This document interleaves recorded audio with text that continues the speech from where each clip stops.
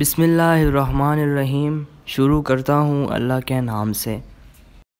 دوستو، آج ہم آپ کے سامنے حدیث شریف پیش کریں گے۔ حضرت عبداللہ بن عمر رضی اللہ عنہ فرماتے ہیں کہ میں نے رسول اللہ صلی اللہ علیہ وسلم کو یہ ارشاد فرماتے ہوئے سنا، وہ مسلمان جو شریعت پر عمل کرنے والا ہو اور اپنی طبیعت کی شرافت اور اچھے اخلاق کی وجہ سے اس شخص کے درجے کو پا لیتا ہے جو رات کو نماز میں بہت زیادہ قرآن کریم پڑھنے والا اور بہت روزے رکھنے والا ہو۔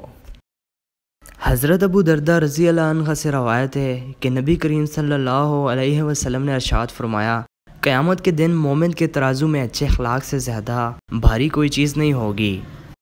حضرت معاذ بن جبل رضی اللہ عنہ سے روایت ہے کہ آخری نصیحت جو رسول اللہ صلی اللہ علیہ وسلم نے مجھے فرمائی جس وقت میں نے اپنا پاؤں رکاب میں رکھ لیا تھا، وہ یہ تھی، معاذ اپنے اخلاق کو لوگوں کے لیے اچھا بناؤ۔ دوستو، اگر آپ کو حدیث شریف سننا پسند ہے تو ہمارے اس چینل کو ضرور سبسکرائب کریں اور ساتھ میں بیل پر کلک کریں۔